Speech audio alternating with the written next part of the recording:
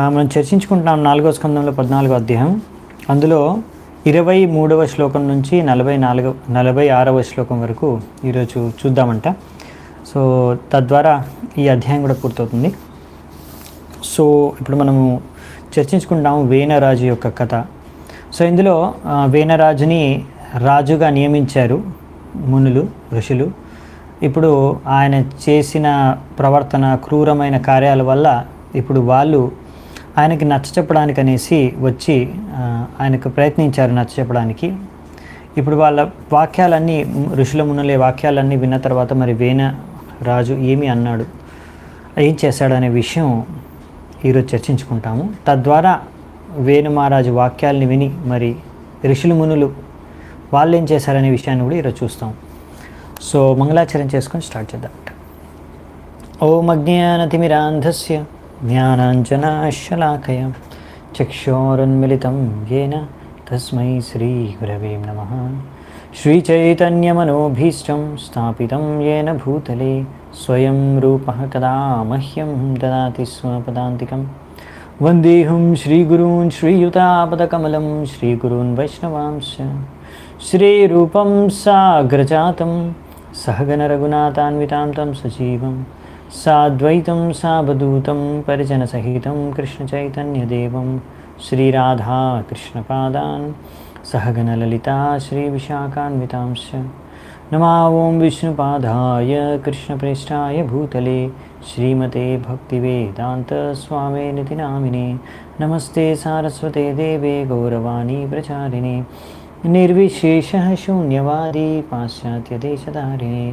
నమో మహావదన్యాయ కృష్ణప్రేమప్రదాయతే కృష్ణాయ కృష్ణచైతన్య నామినే గౌరత్విసే నమః. హే కృష్ణ కరుణా సింధో దీనబంధు జగత్పతే గోపేశ గోపికా కాంత రాధాకాంత నమోస్తుతే. తప్తకాంచన గౌరాంగి రాధే వృందావనేశ్వరి విశ్వానుసుతే దేవి ప్రణమామి హరిప్రియే. నీలాచల నివాసాయ నిత్యాయ పరమాత్మనే బలభద్ర సుభద్రాభ్యాం జగన్నాథాయ తే నమః. వాంఛాకల్పతరుభ్యశ్చ కృపాసింధుభ్యేవ చ పతితానాం పావనేభ్యో వైష్ణవేభ్యో నమో నమః. జయ శ్రీకృష్ణ చైతన్య ప్రభు నిత్యానంద శ్రీ అద్వైత గదాధర శ్రీవాసాది గౌరభక్తవృంద. హరే కృష్ణ కృష్ణ కృష్ణ హరే హరే హరే రామ రామ రామ హరే హరే. హరే కృష్ణ.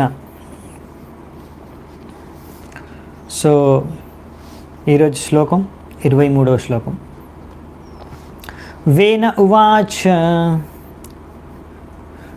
బాలిషా బతయూయం వా అధర్మే ధర్మమానినః ఏ వృత్తిదం పతిం హిత్వా జారం పతిం ఉపాసతే.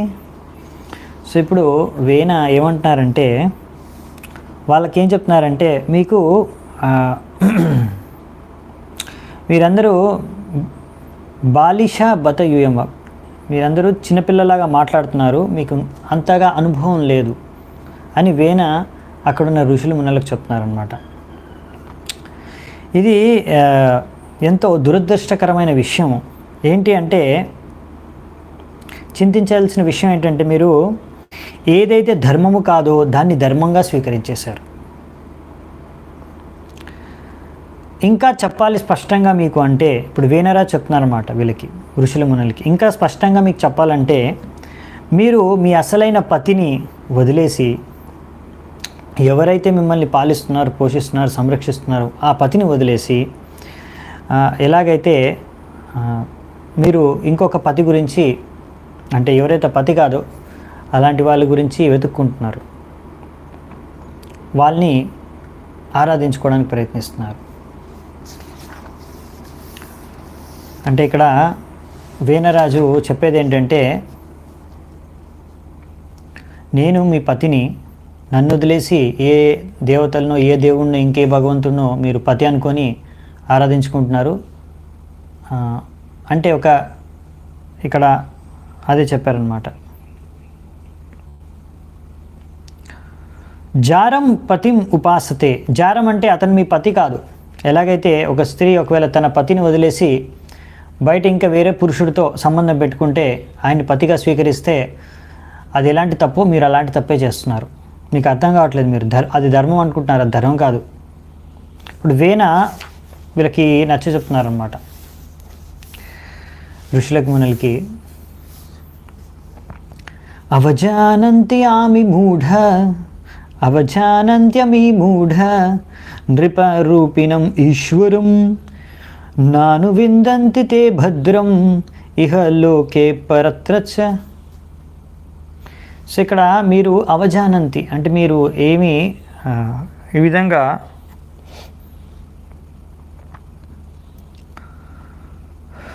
నన్ను పూజించట్లేదు, ఈ విధంగా నన్ను పూజించకుండా మీరు అజ్ఞానంతో ఇలా మూర్ఖంగా ప్రవర్తిస్తున్నారు.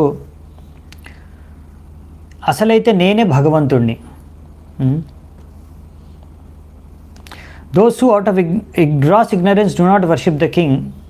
ఎందుకంటే నేను అసలైన రాజుని, నేనే భగవంతుణ్ణి. ఈ లోకంలో ఇంకా పరలోకంలో అంటే ఈ లోకంలో లేకపోతే మృత్యు తర్వాత, ఈ జన్మలో లేకపోతే మృత్యు తర్వాత వచ్చే జన్మలో కూడా మీరు అసలైన ఆనందాన్ని అనుభవించాలంటే నన్ను ఆరాధించుకోవాలి. సో ఇది చెప్తున్నారనమాట ఎవరు, వేణ. ఇంకా దాన్ని బాగా ఎక్స్ప్లెయిన్ చేస్తాడు వేణ, ఎందుకు ఆయనే భగవంతుడు, లేకపోతే ఆయనే పూజించాలి, ఇంకే దేవతల్ని కానీ దేవుణ్ణి కానీ ఇంకా వేరే పూజించే అవసరం లేదని. కో యజ్ఞ పురుషో నామ యత్ర వో భక్తిరిదృశి భర్తృస్నేహ విదురాణం యత జారే కుయూషితాం. ఏం చెప్తున్నారంటే, మీరు ఆ దేవతల పట్ల ఎంత భక్తి అంటే మీకు, కానీ వాళ్ళు ఎవరు? వాళ్ళ పట్ల మీరు ఇలా ఎంత ప్రేమ భక్తి చూపిస్తున్నారే ఈ దేవతల పట్ల. ఇది ఎలాంటిదంటే, ఎవరైతే ఒక స్త్రీ, ఒక భార్య అంటే ఆల్రెడీ వివాహం అయిపోయిన స్త్రీ ఎవరైతే పతివ్రత కాదో అటువంటి స్త్రీ ఎలాగైతే తన భర్తను వదిలేసి వేరే వాళ్ళతో, బయట వాళ్ళతో, పురుషులతో సంబంధం పెట్టుకుంటుందో, ప్రేమిస్తుందో, బయట ఆమెకి ఇంకో ప్రేమికుడు ఉంటాడు, ఆ ప్రేమికుడిని ప్రేమిస్తుందో అలాంటి పని మీరు చేస్తున్నారు. సో అంటే దేవతల్ని మీరు ఆరాధిస్తున్నారు కదా, అది సరైనది కాదు. అలా ఏ దేవతల్ని ఆరాధించడం, నన్ను మాత్రమే ఆరాధించాలి అని ఇక్కడ వేణ మహారాజు చెప్తున్నారనమాట ఋషులకి మునులకి. విష్ణుర్విరించో గిరిశ ఇంద్రో వాయుర్యమో రవి పర్జన్యో ధనద సోమః క్షితిరగ్నిర్ అపాంపతి ఏతే చాన్యే చ విబుధా ప్రభవో. హరే కృష్ణ. దేహే భవంతి నృపతే సర్వదేవమయో నృపః. సో ఇంకేం చెప్తున్నాడు వేణు మహారాజ్ అంటే, ఈ విష్ణువు, భగవంతుడు విష్ణువు, బ్రహ్మదేవుడు, శివుడు, ఇంద్రుడు, వాయువు, ఇంకా యమరాజు, వాయుదేవుడు, యమరాజు, ఇంకా సూర్యదేవుడు, ఇంకా కుబేరుడు, చంద్రుడు, ఇంకా పృథ్వీ దేవి, అగ్నిదేవుడు, వరుణ, ఇంకా వీళ్ళందరూ కూడా ఎవరైతే చాలా చాలా శక్తివంతమైన, ఎంతో సామర్థ్యులైన వాళ్ళు, ఎవరైతే మీకు అందరికీ వరాల్ని, శాపాలని ఇస్తారో వాళ్ళందరూ కూడా రాజు యొక్క శరీరంలోనే ఉంటారు. అందుకనే రాజునే అన్ని దేవతల యొక్క నిధి అని అన్నారు, రాజు యొక్క శరీరం. అంటే వీళ్ళందరూ కూడా దేవీ దేవతలు మీరు ఎవరైతే ఉన్నారో వాళ్ళందరూ కూడా రాజు యొక్క అంశాలు మాత్రమే, నా అంశాలు మాత్రమే అనేసి ఇక్కడ వేణ మహారాజు వీళ్ళందరికీ బోధిస్తున్నారు అన్నమాట ఋషుల మునులకి. సో ఇలాంటి వేణ మహారాజు చెప్పే సిద్ధాంతం, బోధనల్ని ఇవాళ రేపు కలియుగంలో చాలామంది అటువంటి అసురులు చాలామంది ఉన్నారు అలా అనుకునేవారు. సో వాళ్ళందరూ కూడా సరైన వారు కాదు. సాధువులు, భక్తులు వాళ్ళందరినీ కూడా ఖండిస్తారు అటువంటి వ్యక్తుల్ని, ఎవరైతే ఇలా ఊహించుకుంటారు. సో అందుకనే వేణ మహారాజ్ ఏం చెప్తున్నాడంటే దీని కారణంగానే తస్మాన్ మాం కర్మభిర్విప్ర యజధ్వం గతమత్సరాః బలిం చ మహ్యం హరత మత్తోన్య కోగ్రా భుక్పుమాన్. అందుకనే ఓ బ్రాహ్మణులారా, మీరందరూ కూడా నా పట్ల ఇలా అసూయపడడం మానేసి మీరు చేసే రకరకాల యజ్ఞాలు ఏవైతే రిచువలిస్టిక్ కార్యాలు చేస్తారో, కర్మలు చేస్తారో అవన్నీ కూడా మీరు దాని ద్వారా అన్ని సువిధలు అంటే అన్ని పదార్థాల ద్వారా నన్నే మీరు ఆరాధించాలి. నా మీద అసూయ పడకుండా నన్ను ఆరాధించండి. సో ఒకవేళ మీరు బుద్ధిమంతులైతే మీరు ఈ విషయాన్ని గ్రహిస్తారు, అర్థం చేసుకుంటారు. నన్ను మించి ఇంకా ఎవరూ లేరు. మీ అర్పించే అన్ని భోగ యజ్ఞం అన్నిటికీ భోక్త నేనే అనే విషయాన్ని ఇక్కడ చెప్తున్నారన్నమాట. మత్తోన్య కోగ్రహ భుక్ముమాన్. సో ఈ అన్ని యజ్ఞాలకి భోగించేది నేనే, భోక్తను, నాకన్నా పైన ఇంకెవరు లేరు అనేసి ఇక్కడ వేణ మహారాజు ఋషుల మునులకు చెప్తున్నారనమాట. అందుకే నేను మీకు చెప్తున్నాను, నన్నే ఆరాధించుకోండి, నేనే భోక్తని, అన్ని దేవతలు నాలోనే ఉన్నారు, నా యొక్క అంశాలే. సో బేసికలీ ఏంటంటే ఏదైతే కృష్ణుడు చెప్పాడో భగవద్గీతలో అదే వేణ మహారాజు కూడా చెప్తున్నాడు. కాకపోతే ఇక్కడ కృష్ణుడు అది తను భగవంతుడు అని చెప్పుకున్నాడు. ఆ విషయాన్ని ఇక్కడ వేణ మహారాజు కూడా నేనే భగవంతుడిని, సో కృష్ణుడు చెప్పిన లక్షణాలన్నీ, ఆయనకున్న లక్షణాలన్నీ కూడా ఇక్కడ వేణ మహారాజు నావే అవి అని చెప్పుకుంటున్నాడు. సో మైత్రేయుని ఏమంటున్నారంటే, మైత్రే ఉవాచ ఇత్తం విపర్యయ మతి పాపీయానుత్పతం గతః అనునీయమానస్తద్యాచ్నాం న చక్రే భ్రష్టమంగళః. మైత్రేయుని ఆయన చెప్తున్నారు, ఈ రాజు ఈ విధంగా వేణ మహారాజు ఇంతగా బుద్ధి నశించిపోయిందంటే ఆయనది బాగా పాపాలు చేయడం కారణంగా ఆయన బుద్ధి పనిచేయట్లేదు సరిగ్గా. సో ఆయన సరైన ధర్మాన్ని అనుసరించట్లేదు. సో అందుకనే ఇప్పుడు ఆయన మొత్తం అసలైన ఐశ్వర్యాన్ని కూడా ఆయన పోగొట్టుకుంటాడు. అసలైన ఐశ్వర్యం అంతా వెళ్ళిపోయింది, ఆయనకి లేదు, ఇంకా సరైన బుద్ధి లేదు. సో అందుకనే ఆయన ఇప్పుడు సరైన తెలివి లేని కారణంగా ఇక్కడ ఋషుల ముందు చెప్పే మంచి సూచనల్ని ఆయన స్వీకరించలేకపోతున్నాడు. సో ఇప్పటివరకు ఎంతో వినమ్రతపూర్వకంగా, ఎంతో ఆదరపూర్వకంగా వాళ్ళు ఈ మునులు ఋషులు వేణ మహారాజు ముందు వాళ్ళ యొక్క విజ్ఞప్తిని ఉంచారు, సూచనలు ఇచ్చారు. కానీ వేణ మహారాజు వాటిని స్వీకరించట్లేదు. అందుకే ఇప్పుడు వాళ్ళు సాధువులు ఋషుల ముందు అందరూ వేణ మహారాజుని ఖండిస్తారు. సో అందుకని ఖండించారు అని చెప్తున్నారు అన్నమాట ఇక్కడ మైత్రేయ ముని విదురుడికి. సో ఇందులోంచి మనము అర్థం చేసుకోవాల్సింది ఏంటంటే, ఇక్కడ ఋషులు మునులు వీళ్ళ యొక్క సూచనల్ని ఆదేశాలని పాటించాలి వేణ మహారాజు, కానీ పాటించట్లేదు. అందుకనే అన్నీ ఆయన ఇప్పుడు మనం చూస్తాము అన్నీ కోల్పోతాడు. ఆయన ఉన్న ఐశ్వర్యము, సంపద, ప్రాణం అంతా కోల్పోతాడు, పతనం అయిపోతాడు. సో ఈ విధంగా ఎవరైనా కానీ, లేకపోతే సాధువుల్ని కానీ, ఋషుల్ని మునుల్ని కానీ, భక్తుల్ని కానీ, అథారిటీని కానీ ఈ విధంగా వాళ్ళు ఇచ్చిన సూచనల్ని కానీ ఆదేశాలని కానీ పాటించకుండా ఉంటే, as soon as one disobeys authority he immediately becomes very sinful. So అతను ఇంకా పాపి అయిపోతాడు.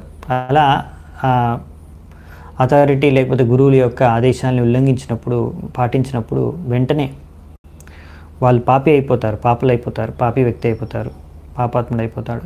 ఇంకా తనకు ఉన్న అంత ఐశ్వర్యం, భాగ్యం అంతా కూడా కోల్పోతాడు. సో అదే ఇక్కడ చూస్తున్నాం అన్నమాట. ఈ రాజుకి ఎంత పొగరు, గర్వం, అహంకారం పెరిగిపోయిందంటే ఋషులు మునుల్ని కూడా లెక్క చేయట్లేదు, వాళ్ళు చెప్పే మాటలను లెక్క చేయట్లేదు, వాళ్ళని అవహేళన చేస్తున్నాడు, వాళ్ళని అవమానిస్తున్నాడు, ఆ విధంగా మాట్లాడుతున్నాడు. తద్వారా ఇప్పుడు ఆయన పతనాన్ని ఆయనే కోరి తెచ్చుకుంటున్నాడు అన్నమాట. ఇది చాలా ఇంపార్టెంట్. సో మనము ఎలా బిహేవ్ చేయాలి, ఎలా బిహేవ్ చేయకూడదు అనే విషయాన్ని మనకు ఇతే తే సత్కృతాస్తేన ద్విజా పండిత మానిన భగ్నాయాం భవ్యయాచనాయాం తస్మై విదుర చుక్రుదః. ఓ విదుర, నీకంతా మంచి కలుగాక. ఈ మూర్ఖుడైన రాజు అయిన వేన ఆయన అనుకుంటున్నాడు నేను చాలా తెలివైనోడిని, పండితుణ్ణి అనేసి ఆయన ఋషుల్ని మునుల్ని అవమానించేశాడు.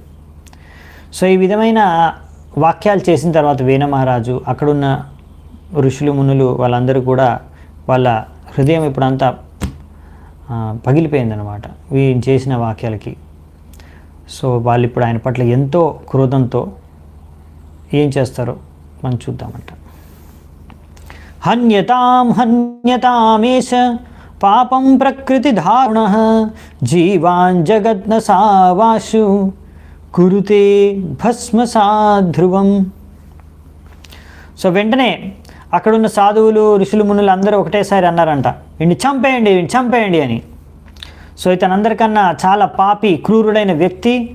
సో ఒకవేళ ఇతను బతికుంటే తప్పకుండా ఈ మొత్తం ప్రపంచాన్నే ఆయన నాశనం చేసేస్తాడు, అందుకని వెంటనే ఇతన్ని చంపేయండి అని. సో ఈ విధంగా మామూలుగా సాధువులు ఏంటంటే అందరి పట్ల దయ చూపిస్తారు, కరుణ చూపిస్తారు. కానీ అలాంటి సాధువులు కూడా ఎప్పుడైనా ఒక విషపూరితమైన సర్పం కానీ లేకపోతే స్కార్పియాన్ వృశ్చికం కానీ తేలు చచ్చిపోతే ఎవరైనా చంపేస్తే దాన్ని, అలాంటప్పుడు వీళ్ళు కూడా సాధువులు భక్తులు కూడా దుఃఖించరంట, ఎందుకంటే అది వేరే వాళ్ళకి కీడు చేస్తుంది కనుక. సో అలా ఇతను వేణమహారాజు అందరికీ కీడు చేసే ఇటువంటి వేణమహారాజు చచ్చిపోవాలని వీళ్ళే కోరుకుంటున్నారు. వీళ్ళు మామూలుగా అసలు కోరుకోరాల సాధువులు భక్తులు, కానీ ఇలాంటి వాళ్ళు కూడా కోరుకుంటున్నారు వేణమహారాజు చచ్చిపోవాలనేసి. సో ఎందుకంటే తను చాలా క్రూరంగా ప్రవర్తిస్తున్నాడు, అందరినీ హింసిస్తున్నాడు కనుక. అందుకే ఇప్పుడు వీళ్ళందరూ నిశ్చయించుకున్నారు వేణమహారాజుని చంపేసేయాలని. సో మామూలుగా ఇప్పుడు మనం చూడొచ్చు అనమాట, అప్పట్లో ఋషులు మునులు ఎంత శక్తివంతమైన వాళ్ళు మనకు అర్థమవుతుంది, ఇప్పుడు చూస్తున్నాము. సో అప్పట్లో వాళ్ళు ఇలా రాజు సరిగ్గా వివరించకపోతే వాళ్ళు ఇలా శపించి దండించి అతన్ని హతమార్చేసే అంత శక్తి ఋషులకు మునులకు ఉండేది. వాళ్ళు జస్ట్ శపించేసే చంపేసేవాళ్ళు. సో ఇంత శక్తి సామర్థ్యం అప్పట్లో ఉండే ఋషులు మునులకు ఉండేదన్నమాట. సో అందుకనే ఈ విధంగా ఎవరైనా సరిగ్గా మామూలుగా అయితే ఇలా అన్ని రాజకీయాల్లో తలదూర్చడం అనేది సాధువులకి ఋషులకి ఏమాత్రం ఆసక్తి లేదు. కానీ ఇలా ఎప్పుడైతే రాజు కానీ ప్రభుత్వం కానీ మొత్తం అసురికంగా నాస్తికులుగా మారిపోతే, క్రూరంగా మారిపోతే, అప్పుడు ఏంటంటే ఎవరైతే అంటే మామూలుగా పద్ధతి ఏంటంటే ఇలా సాధువులు ఋషులు మునులు వాళ్ళు సూచనలు ఇస్తారు వాళ్ళకి రాజులకి. సో వాళ్ళు సూచనలు స్వీకరించి పరిపాలిస్తారు దాని ప్రకారం. కానీ ఒకవేళ ఇలా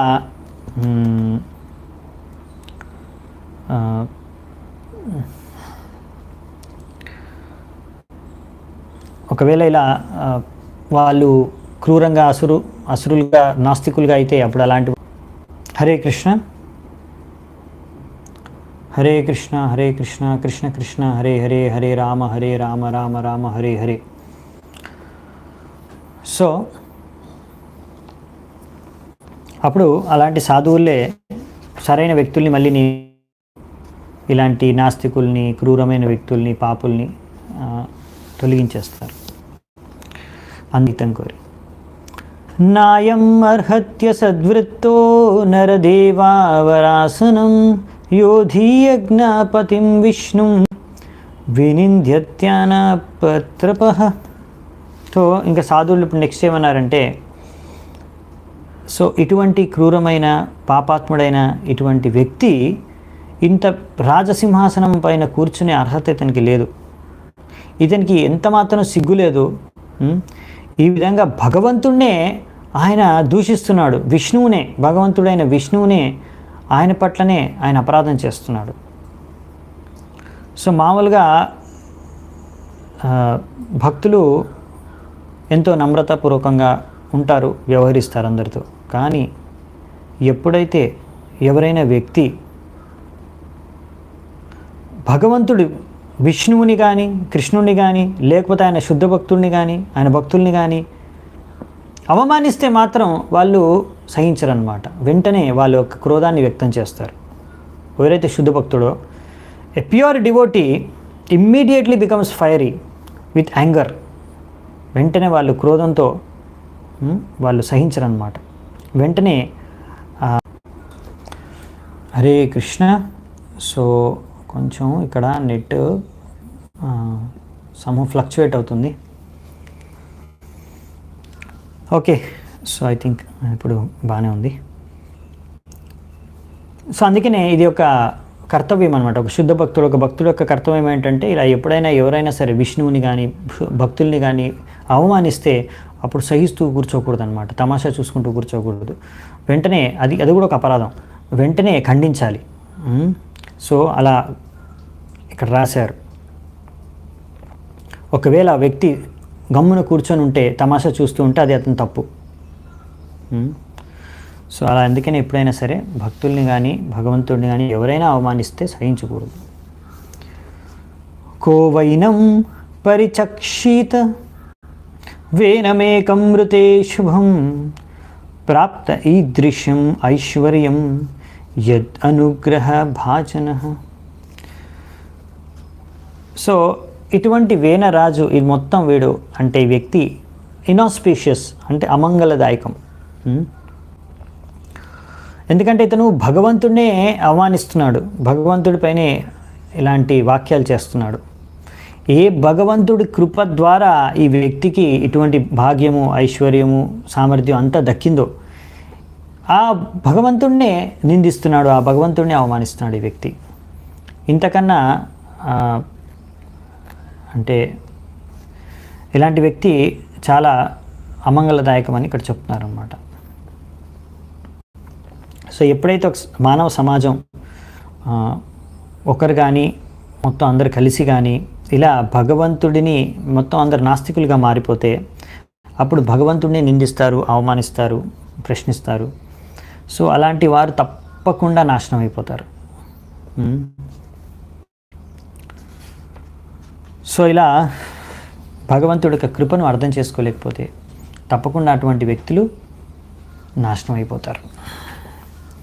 ఇత్తం వ్యవసితాహంతుం ఋషయోరుదమన్యవః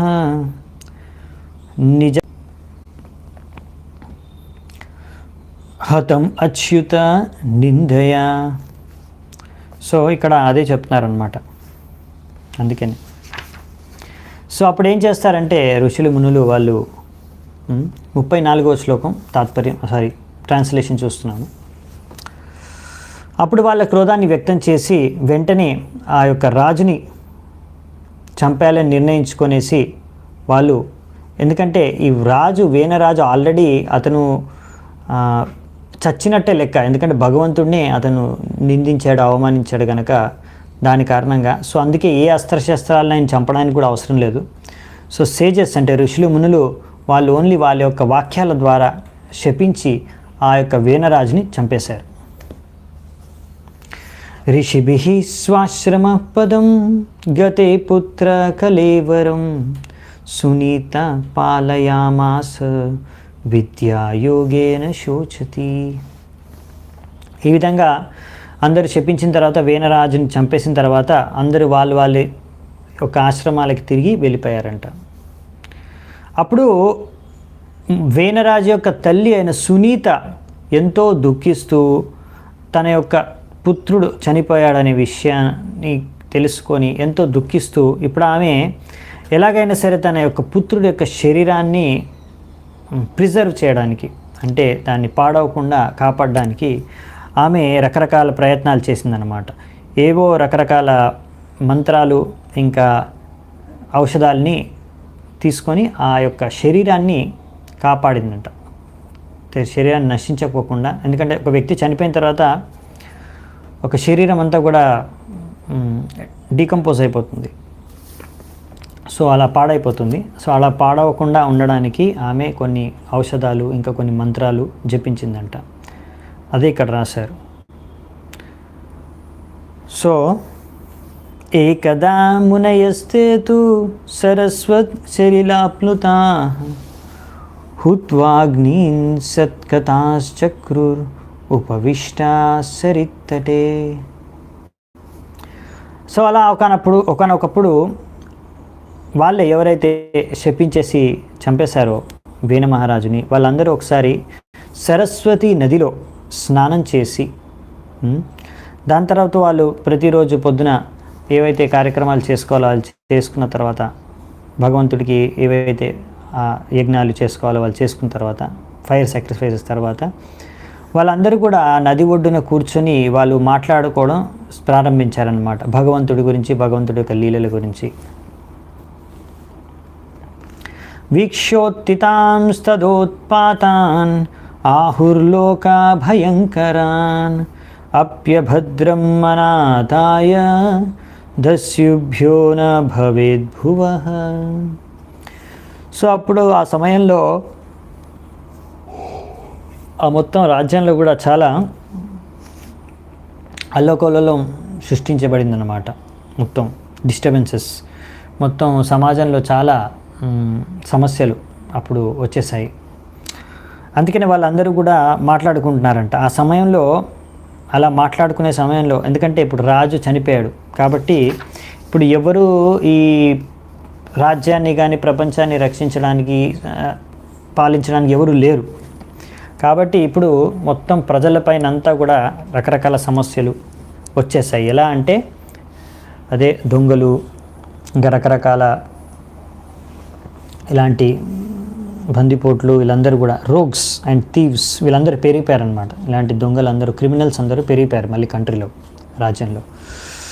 సో తద్వారా మళ్ళీ అవి ముందు ఉన్న సమస్యలు మళ్ళీ వచ్చేసాయి. రాజు లేకపోతే ఏం సమస్యలు ఎదుర్కోవాలో అవన్నీ కూడా రాజ్యంలో వచ్చేసాయి అన్నమాట. సో అందుకనే ఇక్కడ మనకు రాశారనమాట. మళ్ళీ కూడా చెప్తారు ఇక్కడ అదే. సో మళ్ళీ ఇప్పుడు వీణరాజుని మళ్ళీ చంపేసిన తర్వాత ఇలాంటి సమస్యల నుంచి కూడా మళ్ళీ బయటపడడానికి కావాల్సిన ప్రయత్నం కూడా వీళ్ళు ఋషులు మునులు చేస్తారు అప్పుడు. సో బేసికలీ ఒక రాజు యొక్క కర్తవ్యం ఏంటంటే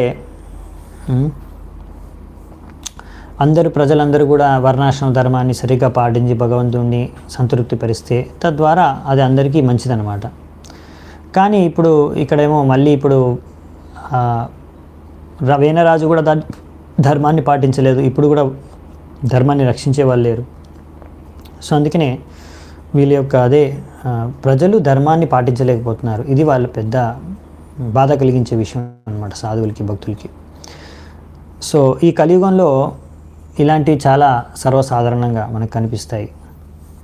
అన్నీ కూడా ఇలాగే ఉన్నాయి, అన్ని చోట్ల కూడా ఇలాంటి పరిస్థితి ఉందన్నమాట. అందుకనే కలియుగంలో చేయవలసింది ఏంటంటే, ఎవరైతే సాధువులు భక్తులు ఉంటారో వాళ్ళు ఏం చేయాలి కలియుగంలో అంటే మనకి రాశారు. హరేర్నామ హరేర్నామ హరేర్నామైవ కేవలం కలౌ నాస్తేవ గతిరన్యత. కలియుగంలో హరినామం తప్ప వేరే గతి ఏం లేదు, వేరే దారేం లేదనమాట. సో మనము అన్ని రకాల కష్టాల నుంచి బయటపడాలనుకున్నా, ఆధ్యాత్మికంగా, భౌతికంగా అన్ని విధాలుగా మనము ప్రగతి సాధించాలన్నా హరే కృష్ణ మహామంత్రాన్ని జపం చేయాలి, హరే కృష్ణ మహామంత్రాన్ని, హరినామ సంకీర్తనే చేయాలి. సో అదే ఇక్కడ చెప్పారనమాట, for both spiritual and material prosperity. అంటే మనము ఆధ్యాత్మికంగా కానీ భౌతికంగా కానీ సమృద్ధిగా ఉండాలి అన్నా, ముందుకి ప్రగతి సాధించాలి అన్నా ప్రతి ఒక్కరు కూడా ఈ హరే కృష్ణ మహామంత్రాన్ని జపం చేయాలి. ఇదొక్కటే మార్గం, వేరే మార్గం లేదు. ఈ విషయాన్ని మనం అర్థం చేసుకోవాలన్నమాట. ఏవం రిషంత ఋషయో ధావతాం సర్వతో దిశం పాంసు సమ్ముతిథో భూరేష్ చోరాణాం అభిలుంపటాం. సో అప్పుడు ఎప్పుడైతే ఇలా వీళ్ళందరూ మాట్లాడుకుంటున్నారో ఋషులు మునులు నది ఒడ్డున కూర్చొని, అప్పుడు సడన్గా వాళ్ళు దూరం నుంచి కనిపిస్తుందంట, దుమ్ము లేస్తుందనమాట. అక్కడ నుంచి మట్టి దుమ్ము అంతా కూడా గాల్లో లేస్తుందనమాట అన్ని వైపుల నుంచి. సో ఇటువంటి మొత్తం ధూళి అంతా ఎందుకు లేస్తుంది అంటే ఆకాశంలోకి అక్కడ ఎంతోమంది దొంగలు, ఇలాంటి వాళ్ళు దొంగతనం చేసి జనాల్ని దోచుకొని బందిపోట్లు వీళ్ళందరూ కూడా అక్కడ నుంచి పరిగెట్టుకుంటూ వెళ్ళిపోతున్నారు. సో ఈ విధంగా ప్రజల్ని దోచుకొని వెళ్ళిపోతున్న వాళ్ళందరూ పరిగెట్టడం కారణంగా మొత్తం ధూళి అన్ని వైపులా లేచిపోయిందంటే అలా అన్ని చోట్ల పెరిగిపోయారు. ఇంతమంది దొంగలు, బందిపోట్లు వీరందరూ హింసిస్తున్నారు, ప్రజల్ని దోచుకుంటున్నారు, దొంగతనాలు చేస్తున్నారు, ఇలా అన్నీ జరుగుతున్నాయన్నమాట. అందుకనే సర్కార్ కానీ, ప్రభుత్వం కానీ, గవర్నమెంట్ కానీ, రాజు కానీ చాలా స్ట్రాంగ్ అనమాట, సమర్థంగా ఉండాలన్నమాట. స్ట్రాంగ్ అంటే అప్పుడు ఎవరైతే ఇలాంటి పనులు చేస్తారో వెంటనే వాళ్ళని దండించగలిగే శక్తి సమర్థం ఉన్న వాళ్ళు ఉండాలి గవర్నమెంట్లో లేకపోతే సర్కార్లో. లేకపోతే సర్కార్ కానీ గవర్నమెంట్ కానీ సరిగ్గా స్ట్రాంగ్ లేకపోతే ఇలాంటి దొంగలు, బందిపోట్లు అందరూ పెరిగిపోతారు సమాజంలో. తర్వాత ఉత్పాతాన్ని సృష్టిస్తారనమాట. ఇప్పుడు అదే మొత్తం సమాజంలో జరుగుతుంది. తద్ ఉపద్రవం ఆజ్ఞాయ లోకస్య వసులుంపతాం భర్తర్యుపరతే తస్మిన్ అన్యోన్యం చ జిఘాంసతాం చోరప్రాయం జనపదం హీనసత్వం అరాజకం లోకాన్నావరయాంచక్తా అపి తద్దోషదర్శినః. నెక్స్ట్ ఏం చెప్తున్నారంటే, ఈ విధమైన డస్ట్ స్టామ్, ఇది ఒక రకమైన తుఫాన్, దుమ్ము ధూళితో తుఫాన్ రేగిపోయింది అన్నమాట అక్కడంతా. సో ఇలాంటి స్టామ్ని చూసి అక్కడ ఉన్న సాధువులందరూ కూడా వాళ్ళు అర్థం చేసుకున్నారు అనమాట. ఇప్పుడు రాజు లేని కారణంగా, వేనరాజు చనిపోయిన తర్వాత ఏ రాజు లేని కారణంగా ఇక్కడ ఎన్నో రకాలమైన ఉత్పాతం సృష్టించబడింది ఈ యొక్క పృథివీ పైన అని. సో ఈ విధంగా అసలు గవర్నమెంటే లేకపోతే, ప్రభుత్వమే లేకపోతే ఎటువంటి లా అండ్ ఆర్డర్, ఎటువంటి ధర్మము, ఎటువంటి న్యాయము, ఇంకా ఏది కూడా లేదన్నమాట సమాజంలో. ఎవరిని దండించే వాళ్ళు, నియంత్రించే వాళ్ళు ఎవరు లేరు. అందుకనే చాలామంది ఇటువంటి దొంగలు వీళ్ళందరూ కూడా పెరిగిపోతున్నారు. సో ఇలాంటి క్రిమినల్స్ అందరూ పెరిగిపోతున్నారు, థీవ్స్ అండ్ రోగ్స్. సో వాళ్ళందరూ సాధారణమైన ప్రజల యొక్క ఆస్తుల్ని అన్నిటినీ దోచుకుంటున్నారు. సో ఇవి అన్నీ కూడా వీళ్ళందరూ ఇలాంటి దొంగల్ని కూడా చంపేయగలరు వీళ్ళ శక్తితో. ఈ సాధువులు వీళ్ళందరూ, ఋషులు మునులు వాళ్ళ యొక్క సామర్థ్యం, శక్తి సామర్థ్యంతో వీళ్ళందరినీ హతమార్చేయగలరు. ఎలాగైతే వీణరాజుని చంపేశారో అదేవిధంగా. కానీ వాళ్ళు అనుకున్నారు ఇలా చేయడం మన పని కాదు, ఇది పద్ధతి కాదు, మనం చేసే పని కాదు ఇది. అందుకనే వాళ్ళు వెంటనే వాళ్ళని చంపేయడం కానీ, ఈ యొక్క ఉత్పాతాన్ని సృష్టించే దుండగుల్ని కానీ లేకపోతే ఆ దొంగల్ని కానీ వాళ్ళు వెంటనే హతమార్చలేదు. ఎందుకంటే ఇది బ్రాహ్మణుల యొక్క కార్యం కాదు, ఇలా క్రిమినల్స్ని, దొంగల్ని చంపడం. ఇది క్షత్రియుల యొక్క కర్తవ్యం. సో బ్రాహ్మణులు వాళ్ళ మంత్రాల యొక్క శక్తితోనే వీళ్ళని చంపేయచ్చు. కానీ వాళ్ళు ఏంటంటే ఇది వాళ్ళ కార్యం కాదనమాట. వాళ్ళు మొత్తం మానవ కళ్యాణం కోసం అనేసి, ఆధ్యాత్మిక ప్రగతి కోసం వాళ్ళు కృషి చేస్తారు. ముందు వాళ్ళ జీవితంలో ఆధ్యాత్మికంగా ప్రగతి సాధించి మిగతా వాళ్ళందరికీ కూడా, సామాన్య ప్రజలందరినీ కూడా సరైన ధర్మం, ఆధ్యాత్మిక పథంలో ముందుకెళ్ళడానికి వాళ్ళు ప్రయత్నిస్తారు. వాళ్ళు ఆ ప్రయత్నంలో వ్యస్తంగా ఉంటారనమాట. తద్వారా ఏంటంటే మరి వాళ్ళని సంరక్షించే కార్యక్రమం, ప్రజల్ని సంరక్షించే కార్యక్రమం, ధర్మాన్ని సంరక్షించే కార్యక్రమం క్షత్రియులు చేస్తారు. సో అందుకే క్షత్రియుల పని అన్నమాట. అందుకే ఇప్పుడు బ్రాహ్మణులు ఇలా మనం అందరిని చంపుకుంటూ కూర్చుంటే ఇది మన పని కాదు, మన బ్రాహ్మణులుగా మన పని కాదు ఇది అనేసి వాళ్ళని చంపడంకి వాళ్ళు ఇష్టపడలేదు. బ్రాహ్మణ సమదృక్షాంతో దీనానాం సముపేక్షకః స్రవతే బ్రహ్మ తస్యాపి భిన్న దండాత్పయోయత. సో మరి ఇప్పుడు ఏం చేస్తారు, ఏం ఆలోచిస్తున్నారు వీళ్ళు అనేది ఇక్కడ ఇచ్చారు. సో వెంటనే ఆ ఋషులు మునులు వీళ్ళందరూ ఆలోచిస్తున్నారనమాట. ఒక బ్రాహ్మణుడు ఎప్పుడు శాంతంగా ఉంటారు, ఎవరి పట్ల పక్షపాతం వహించరు. ఎందుకంటే ఆయన అందరినీ కూడా వాళ్ళు బ్రాహ్మణులు సమాన దృష్టితో చూస్తారు, సమదృక్. అయినా కానీ ఎవరైతే అమాయకులైన,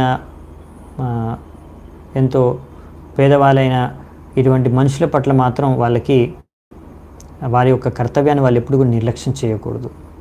ఎందుకంటే ఒకవేళ వారు ఇటువంటి అమాయకులు, అజ్ఞానులు, బీదవాళ్ళైన ఇలాంటి ప్రజల పట్ల వాళ్ళ యొక్క కర్తవ్యాన్ని నిర్లక్ష్యం చేస్తే అప్పుడు బ్రాహ్మణుల యొక్క ఆధ్యాత్మిక శక్తి కూడా క్షీణించిపోతుంది.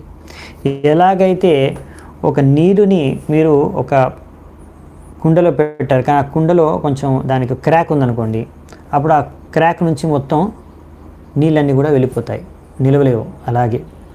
సో బ్రాహ్మణుల యొక్క పవర్, శక్తి కూడా క్షీణించిపోతుంది ఒకవేళ వాళ్ళు ఇలా దీనుల పైన వాళ్ళు కృప చూపించకపోతే, వాళ్ళ కర్తవ్యాన్ని వాళ్ళు చేయకపోతే. సో అందుకనే ఒకవేళ ఈ విధంగా బ్రాహ్మణులు వాళ్ళ కర్తవ్యం చేయకపోతే అప్పుడు వాళ్ళ శక్తి క్షీణించిపోతుంది. సో ముందు ఏంటంటే సాధువులందరూ కూడా ముఖ్యంగా ఆధ్యాత్మిక కార్యాల్లో నిమగ్నమై ఉండేవారు. కానీ ఎప్పుడైనా సరే ఇలాంటి సమస్యలు ఏమైనా ఉత్పన్నం పడితే సమాజంలో, అప్పుడు వాళ్ళు తప్పకుండా వాళ్ళు అలాగే కూర్చొని ఉంటారనమాట. సమాజం కోసం ఏదో ఒకటి చేస్తారనమాట, వాళ్ళని ఉద్ధరించడం కోసం ఆధ్యాత్మికంగా. So almost all the sages ముందేంటంటే ఋషులు మునులు హిమాలయాల్లోకి వెళ్ళేసి వాళ్ళు తపస్సు చేసుకొని వాళ్ళ జీవితాలని సాఫల్యం చేసుకునేవాళ్ళు. కానీ ప్రహ్లాద్ మహారాజ్ అలా కాదు. అందుకే అసలైన సాధువు భక్తుడు ఎవరైతే ఉంటారో, ఇక్కడ ప్రహ్లాద్ మహారాజ్ ఒక ఉదాహరణ ఇచ్చారు. ఆయన అన్నారు, నేను ఈ పృథ్వీలో ఉన్న ప్రతి ఒక్క బద్ధజీవి, లోకంలో ఉన్న ప్రతి ఒక్క బద్ధజీవికి నేను ఉద్ధరించాలనుకుంటున్నాను, వాళ్ళందరినీ కూడా ఇక్కడ నుంచి భగవద్ధామానికి పంపించాలనుకుంటున్నాను, దానికోసం నేను కృషి చేస్తాను అని ప్రహ్లాద్ మహారాజ్ కోరుకున్నారు.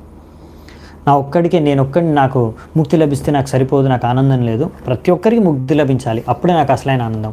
ఇది అసలైన భక్తుడు, అసలైన సాధువులు కోరుకునేదన్నమాట. సో అలా ఇంకా ఎవరి యొక్క మేలుకి, ఎవరిని ఇంకా ఆధ్యాత్మికంగా వాళ్ళకి ఏమాత్రం వాళ్ళ యొక్క శ్రేయస్సును కోరకుండా ఓన్లీ వాళ్ళ కోసం ఆలోచించుకొని హిమాలయాల్లో వెళ్ళి తపస్సు చేసుకోవడం, దానికన్నా వీళ్ళు శ్రేష్టమైన భక్తులు, సాధువులు, అసలైన సాధువులు.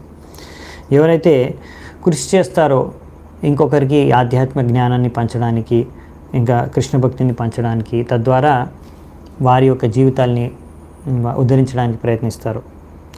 సో బ్రాహ్మణులు ఎప్పుడైతే ఉన్నతమైన స్థాయికి చేరుకుంటారో వాళ్ళని వైష్ణవులు అంటారు. సో అందుకని 2 రకాలు ఉంటారనమాట బ్రాహ్మణులు. ఒకటి బ్రాహ్మణ పండిత, ఇంకొకరు బ్రాహ్మణ వైష్ణవ. సో మామూలుగా బ్రాహ్మణులు అంటే వాళ్ళకి బాగా జ్ఞానం ఉంటుంది, అన్ని శాస్త్రాలు చదివిన వారు. సో భగవంతుడిని ఎవరైతే అలా మొత్తం సంపూర్ణంగా అర్థం చేసుకొని ప్రచారం చేస్తారో వాళ్ళు బ్రాహ్మణ వైష్ణవ. సో బ్రాహ్మణ వైష్ణవ అంటేనే అప్పుడు ఆయన సంపూర్ణం అన్నమాట. ఒకవేళ బ్రాహ్మణ వైష్ణవ కాకపోతే ఆ బ్రాహ్మణుడు ఇంకా అసంపూర్ణుడే. సో అందుకని ఇప్పుడు ఇక్కడ వీళ్ళందరూ వేనరాజు గురించి ఆలోచిస్తున్నారు అనమాట. ఈ వేనరాజు మరి చనిపోయాడు, కానీ ఈయన వచ్చిన వంశం చాలా గొప్ప వంశం, ధ్రువ మహారాజు యొక్క వంశం నుంచి వచ్చాడు ఈయన. సో ఆ వంశం నుంచి వచ్చిన ఇప్పుడు వంశము అంతరించిపోతుంది. ఇది గొప్ప వంశం. ఈ గొప్ప వంశంలో అందరూ చాలా గొప్ప గొప్ప భక్తులు, రాజులు వచ్చారు, ప్రతినిధులు, భగవంతుడి యొక్క ప్రతినిధులు. కానీ ఈ ఒక్క వ్యక్తి ఇలా ఈ యొక్క వంశంలో ఇలాంటి వాడు పుట్టాడు. కానీ ఎలాగైనా సరే మనం ఈ వంశపారంపరంగా వచ్చిన ఈ వంశాన్ని మాత్రం మనం అంతరించిపోకుండా చూడాలి. ఎందుకంటే ఈ వంశంలో ఇంకా కొనసాగిస్తే, ఒకవేళ వంశం కొనసాగితే ఇంకా గొప్ప వాళ్ళు ఇందులోంచి మన గొప్ప గొప్ప వాళ్ళు, రాజులు కానీ భక్తులు కానీ జన్మించవచ్చు అనేసి వాళ్ళు అందుకనే సాధువులు అనుకుంటున్నారు, ఎలాగైనా సరే ఈ యొక్క పరిస్థితి నుంచి మనం గట్టెక్కించాలి సమాజాన్ని.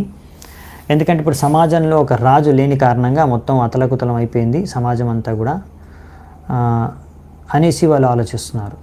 ఆలోచించి నాంగస్య వంశో రాజర్షేర్ ఏష సంస్థాతుమర్హతి అమోఘ వీర్యా హి నృప వంశేస్మిన్ కేశవాశ్రయా. ఇంకేం చెప్తున్నారంటే, అందుకనే ఈ సాధువులందరూ కూడా నిర్ణయించుకున్నారంట, అంగమహారాజు నుంచి వచ్చే సంతానం ఇంకా వంశం నిలిచిపోకూడదు ఆయన తర్వాత. ఎందుకంటే ఈ వంశంలో వచ్చే అమోఘ వీర్య, ఈ వీర్యం ఏదైతే అమోఘ వీర్య అంటే ఈ వీర్యం ద్వారా సంతానం సృష్టించి ఈ వంశం ముందుకు సాగేది, వీళ్ళందరూ కూడా భక్తులు అయ్యే అవకాశం ఉంది చాలా ఈ వంశంలో వచ్చేవాళ్ళు. అందుకే ఇది వంశం అంతరించిపోకూడదు అని కోరుకుంటున్నారు సాధువులు. సో ఇలా వంశపారంపరంగా వచ్చే శుద్ధత, భక్తి, దీన్ని అమోఘ వీర్య అంటారంట. సో ఈ విధంగా ముందు కాలంలో బ్రాహ్మణులు, క్షత్రియులు ఏంటంటే వంశపారంపరాన్ని బాగా వాళ్ళు శుద్ధతతో పాటించేవారు. తద్వారా ఏంటంటే ఆ వంశపారంపరంలో వచ్చే సంస్కృతి, సభ్యత, భక్తి, శ్రద్ధ అన్నీ కూడా ఒక వంశం నుంచి ఇంకో వంశంకి ట్రాన్స్ఫర్ అయ్యేవి అలా అన్నమాట. కానీ ఇప్పుడు ఇక్కడ మరి అవన్నీ కూడా కావాలంటే అన్ని సంస్కారాలు పాటించేవారు, గర్భధాన సంస్కారం నుంచి మొదలుపెట్టుకొని. అది శిశువు జన్మించే కన్నా ముందు చేసే సంస్కారం గర్భధారణ సంస్కారం. సో ఈ విధంగా అన్ని విషయాల్లో వాళ్ళు జాగ్రత్త పడి వంశంలో సరైన సంతతి సరైన సంతానం ఉత్పన్నమయ్యే విధంగా వాళ్ళు కృషి చేసేవారు ముందు, క్షత్రియుల్లో, బ్రాహ్మణులు, పరివారాల వాళ్ళు. సో అందుకనే ఇక్కడ అంగమహారాజు కూడా చాలా గొప్ప పరివారం నుంచి వచ్చారు, మహారాజు ధ్రువ నుంచి. మరి ఎందుకు ఇటువంటి సంతానం అతనికి కలిగాడు వేనరాజు అంటే అది ఆయన యొక్క వీర్యము ఇప్పుడు కలుషితం అయిపోయింది. ఎవరి యొక్క సాంగత్యం వలన అంటే సునీతి యొక్క సాంగత్యం వలన. ఆయన భార్య అయిన సునీతి వచ్చేసి ఆమె సరైన పరివారం నుంచి, వంశం నుంచి ఉండలేదన్నమాట. మంచి వంశం నుంచి రాలేదు. ఆమె యొక్క ఎవరి వంశం నుంచి వచ్చిందంటే ఆమె మృత్యువు యొక్క కూతురు అనమాట, మృత్యు యొక్క కూతురు. అందుకనే వేణ మహారాజు యొక్క మంచి వంశం నుంచి వచ్చిన వీర్యం కూడా కలుషితం అయిపోయింది. తద్వారా ఇటువంటి ఒక దుర్ఘటన జరిగి అంగమహారాజుకి వేణ మహారాజు అనే ఒక దుర్మార్గుడు ఒక రాజుగా జన్మించాడనమాట. సో అందుకని ఈ విషయాన్ని అన్నీ ఆలోచించారు. అసలు ఇక్కడ పాయింట్ ఏంటంటే, సమస్య ఏంటంటే ఓన్లీ సునీత వలన ఈ మొత్తం వంశంలో ఇటువంటి వేణ మహారాజు వంటి వాడు జన్మించాడు. కానీ వీళ్ళ వంశం చాలా గొప్పది, సో ఇది అంతరించిపోకూడదు అనేసి ఆలోచించి ఏం చేస్తారో చూద్దాం. వినిశ్చిత్యైవం ఋషయో విపన్నస్య మహీపతే మమంతుర్పూర్వం తరసా తత్రాసీద్ బాహుకో నరః. ఈ విధంగా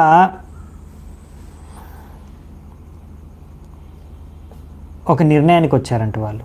ఈ సాధువులు, ఋషులు, మునులు వీళ్ళందరూ ఒక నిర్ణయానికి వచ్చేసి ఈ మృతి చెందిన మృతదేహం ఉన్న వేణ మహారాజు యొక్క శరీరాన్ని ఇప్పటివరకు దాన్ని బాగా భద్రపరిచి పెట్టారు కదా, కాపాడి పెట్టారు కదా తన తల్లి సునీత.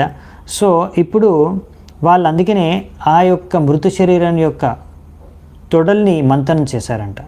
వేణ మహారాజు యొక్క మృతదేహం యొక్క తొడల్ని మంతనం చేయడం ద్వారా ఒక రకమైన పద్ధతి ఉంది, దానికి చేసే పద్ధతి ఉంది. ఆ పద్ధతి ద్వారా వాళ్ళు మంతనం చేయడం ద్వారా ఆ శరీరం నుంచి ఒక వ్యక్తి ప్రకటించాడు. ఆయన డ్వార్ఫ్ అంటే పొట్టిగా ఉంటారనమాట. సో అతని పేరు బాహుక. ఆయన ఈ వేణరాజు నుంచి శరీరం నుంచి ఆయన సృష్టించబడ్డాడు, ఉత్పన్నమయ్యాడు. సో ఈ విధంగా వేణ మహారాజు యొక్క తొడల్ని మంతనం చేయడం ద్వారా ఇక్కడ ఒక కొత్త వ్యక్తి సృష్టించడం అనేది జరిగింది. ఒక కొత్త వ్యక్తి ప్రకటించాడు, ఉత్పన్నమయ్యాడు. దీని ద్వారా మనకు ఒక సిద్ధాంతం రుజువు అవుతుంది, ఏంటంటే ఆత్మ శరీరం నుంచి భిన్నం అని. అదెలా అంటే ఇది చాలా బాగా ఎక్స్ప్లెయిన్ చేస్తారు ప్రభుపాల్ వారు ఇక్కడ. చూడండి, ఇక్కడ వాళ్ళు ఒకవేళ ఆత్మకు శరీరంగా తేడా లేకపోతే వాళ్ళు వేణ మహారాజు యొక్క శరీరాన్ని తిరిగి మళ్ళీ జీవించేలా చేసేవారు. కానీ అలా చేయలేదు. ఎందుకంటే వేణ మహారాజ్ చనిపోగానే అతను వెళ్ళిపోయాడు. అతని ఆత్మ ఇప్పుడు ఇంకో శరీరంలో ఉంది, మళ్ళీ తిరిగి ఆ ఆత్మను తీసుకొని రాలేరు వాళ్ళు. ఎందుకంటే ఆల్రెడీ ఇప్పుడు వేరే శరీరాన్ని ధరించింది, వెళ్ళిపోయింది. సో అందుకని ఇక్కడ ఆత్మ ఉందన్నమాట. మెయిన్ ఏంటంటే ఆత్మను తీసుకురాకపోవడం అనేది కాదు. మెయిన్ ఏంటంటే ఇప్పుడు ఆత్మ వెళ్ళిపోయింది కనుక ఇప్పుడు ఆ శరీరాన్ని వాళ్ళు ఆత్మ లేకుండా జీవించలేరు. అంటే జీవించలేరు శరీరము, మళ్ళీ దానికి జీవం పోయలేరు వాళ్ళు. అందుకే ఇప్పుడు ఒక కొత్త శరీరాన్ని అందులోంచి బయటికి తీస్తున్నారు. ఇంకోటి అంతేకాకుండా వాళ్ళకి ఇప్పుడు వేరే శరీరాన్ని వేణ మహారాజ్ మళ్ళీ వాళ్ళకి అవసరం లేదు అటువంటి వ్యక్తి. సో అందుకే ఇప్పుడు ఇంకో వ్యక్తిని సృష్టించడానికి ప్రయత్నిస్తున్నారు. వేణ మహారాజ్ యొక్క శరీరంలోంచి తొడల్లోంచి మంతనం చేసే ఒక పద్ధతి ద్వారా ఇప్పుడు ఇంకొక శరీరం వస్తే ఆ శరీరాన్ని ఇంకొక కొత్త ఆత్మ ధరించిందనమాట. సో అది ఇప్పుడు బాహుకగా జన్మించాడు ఒక వ్యక్తి. సో ఈ విధంగా ఒక శరీరం నుంచి ఇంకో శరీరం ఉత్పన్నమైనా కానీ, ఒక వీర్యం నుంచి ఇంకొక శరీరం ఉత్పన్నమైనా కానీ అందులో జీవం ఆత్మ అంటే బేసికలీ ఏంటంటే జీవించే ఉండే లక్షణాలు శరీరం ఉత్పన్నమవచ్చు. శరీరం అనేది భౌతిక శరీరం ఉత్పన్నమవుతుంది, కానీ అది జీవించి ఎలా ఉంటుందంటే ఆత్మ ప్రవేశించినప్పుడే అది జీవిస్తుంది. ఆ శరీరం దానికి జీవం ఆత్మ అన్నమాట. ఆత్మ జీవం పోస్తుంది శరీరానికి. అది ఆత్మ ప్రవేశించినప్పుడే ఆ శరీరం అనేది మనకు జీవించినట్టు కనిపిస్తుంది. లేకపోతే అది శరీరం ఉంటుంది, శరీరం మృతదేహంగానే ఉంటుంది. కాక కృష్ణో తిహ్రస్వాంగు హర్ష్వబాహుర్మహాహను హృష్వపాన్నిమ్ననాసాగ్రో రక్తాక్షస్తామ్రమూర్తజ. సో ఈ వ్యక్తి ఎవరైతే వేణ మహారాజు యొక్క తొడల నుంచి సృష్టించబడ్డాడో ఆయన పేరు బాహుక అని చెప్పేసాం కదా. సో ఈయన యొక్క చూడ్డానికి ఎలా ఉంటాడంటే బాహుక, ఆయన నల్లగా ఉంటాడంటే ఎలా కాకిలాగా, కృష్ణ కాకిలాగా నల్లగా ఉంటాడంట. ఇంకా ఆయన యొక్క అన్ని అంగాలు కూడా పొట్టిగా ఉంటాయి అన్నమాట, అంటే చేతులు కాళ్ళు అన్నీ కూడా పొట్టిగా ఉంటాయి. ఇంకా అంతేకాకుండా కానీ ఆయన దవడలు మాత్రం పెద్దగా ఉంటాయంట, ఇవి మూతి దవడలు. ఇంకా ఆయన యొక్క నోస్ అంటే ముక్కు కొంచెం ఫ్లాట్, అంటే ఇలా ముందుకు ఉండదు అనమాట. ఫ్లాట్ అంటే మొత్తం ఇలా వెనక్కి ఉంటుంది, ఫ్లాట్గా ఉంటుంది అనమాట, ఫ్లాట్. ఇంకా ఆయన కళ్ళు ఎర్రగా ఉన్నాయంట. ఇంకా ఆయన జుట్టు వచ్చేసి కాపర్ కలర్లో ఉందంట. సో ఈ విధంగా చూడ్డానికి ఆయన ఉన్నాడు అనమాట. తం తుతే వనతం దీనం కిం కరోమీతి వాదినం నిషీదేత్యభ్రువాంస్తాత స నిషాఢస్తథోభవత్. తో వాళ్ళు ఏమన్నారంటే, ఇప్పుడు అతను ఎంతో నమ్రతాపూర్వకంగా అతను పుట్టిన వెంటనే ఆ వ్యక్తి వాళ్ళకి ప్రణామాలు అర్పించుకొని అడిగారంట, సార్ మేము ఏం చేయాలి, నేను ఇప్పుడు ఏం చేయాలి అని. సో అప్పుడు అక్కడ ఉన్న ఋషులు నువ్వు కూర్చో అని చెప్పారంట అతన్ని. కూర్చో అంటే నిషీద అంటే కూర్చో అని, దయచేసి కూర్చో అని. సో ఆ విధంగా ఈ నిషాడ అనే జాతి ఈ యొక్క వ్యక్తి ద్వారా ఉత్పన్నమైందనమాట. సో నిషాడ జాతికి ఇప్పుడు ఈ వ్యక్తియే, ఈ బాహుక కానీ ఈ బాహుకనే ఈ వ్యక్తియే పిత. ఈయన నుంచి నిషాడ జాతి అనేది ఉత్పన్నమైంది. సో మనము చూస్తాం అన్నమాట ఇప్పుడు ఇంకా విషయాలు కొన్ని నెక్స్ట్ శ్లోకంలో. తస్య వంశ్యాస్తు నైషాడ గిరికానన గోచరాః ఏనాహ్రజ్ జాయమానో వేన కల్మషం ఉల్బణం. ఈ విధంగా నిషాడ జన్మించిన తర్వాత ఆయన వెంటనే ఈ యొక్క వేణ మహారాజు చేసిన పాపాలు చేసే ఆ వృత్తి, ఆ మొత్తం దాని కార్యాలు, దాని కర్మలు అన్నీ కూడా ఆయన గ్రహించేస్తారంట, తీసేసుకున్నాడు. ఈ యొక్క నిషాడని అందుకే వీళ్ళు ఫస్ట్ నిషాడని సృష్టించారు. ఆ వ్యక్తి ఏంటంటే ఇప్పుడు ఆ వేణ మహారాజు, అందులో ఇప్పుడు ఆయన 2 లైన్స్ ఉన్నాయి ఆయన దగ్గర. ఒకటి మంచి ధ్రువ మహారాజు నుంచి వచ్చిన ఒక వంశం, ఇంకొకటి సునీతి నుంచి వచ్చిన ఒక వంశం. సో అందుకనే ఆయన సునీతి ఒక పుత్రుడిగా పుట్టడం కారణంగా ఇవన్నీ లక్షణాలు, ఇవన్నీ కర్మలు చేశాడు, పాపకర్మలు. సో వీటన్నిటికీ యొక్క బాధ్యతను, ఆ పాపాలు చేసే బాధ్యతను, పాపాలు చేసే కార్యాలను, దాని యొక్క కర్మలను అన్నింటినీ కూడా ఎవరు గ్రహించారు? నిషాడ, ఈ బాహుక. సో అందుకనే ఈ నిషాడ జాతి అంతా కూడా వీళ్ళందరూ కూడా అలాంటి గ్రహించారు వేణ మహారాజు నుంచి. కనుక వీళ్ళందరూ కూడా ఆ వేణ మహారాజు లాంటి కార్యాలు, పాపకార్యాలు చేస్తూ ఉంటారనమాట. దొంగతనం చేయడం కానీ, ఇంకొకరిని హింసించడం కానీ, చంపేయడం కానీ, ఇవన్నీ. అందుకనే ఇలాంటి నిషాడ జాతి వాళ్ళని మామూలు మానవులు ఉండే సమాజంలో ఎవరైతే వర్ణాశ్రమ ధర్మం పాటిస్తూ నివసించే సాధారణ ప్రజల్లో, అంటే ఊళ్ళల్లో కానీ పట్టణాల్లో కానీ వీళ్ళని నివసించడానికి వీళ్ళకి అర్హత లేదనమాట. అంటే వీళ్ళని అక్కడ ఉంచలేదు. అందుకని వీళ్ళని ఎక్కడ వీళ్ళకు ఉండడానికి స్థానం ఇచ్చారు బతకడానికి అంటే కొండల్లో, ఇంకా అడవుల్లో. వీళ్ళు నిషాడ జాతి వాళ్ళు కొండల్లో, అడవుల్లో ఉంటారనమాట. సో వీళ్ళని అప్పుడప్పుడు కిరాట అని కూడా అంటారంట, కిరాటలని. సో ఇలాంటి వారైనా సరే, మనకు ఒక శ్లోకం వస్తుంది, కిరాట హూనాంధ్ర పులింద పులిక శాబీరసం యవనక శాదయ. సో ఇలాంటి ఎవరైనా సరే, ఇటువంటి ఎంత అంటే వీళ్ళు శూద్రుల కన్నా కూడా, చండాల కన్నా కూడా ఇంకా ఎక్కువ దిగజారిపోయిన వాళ్ళు ఇలాంటి వాళ్ళకి, నిషాడ జాతి. ఇటువంటి వారైనా సరే, ఎవరైనా సరే, అందరినీ ఇటువంటి ఎంత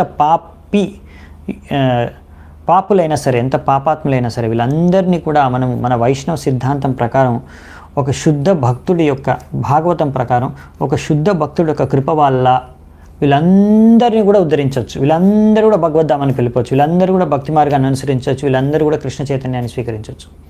హరినామాన్ని జపించి వీళ్ళందరూ కూడా శుద్ధమైపోయి భగవద్ధామానికి వెళ్ళిపోవచ్చు. ఒక శుద్ధ భక్తుడి యొక్క కృప ఉంటే సరిపోతుంది.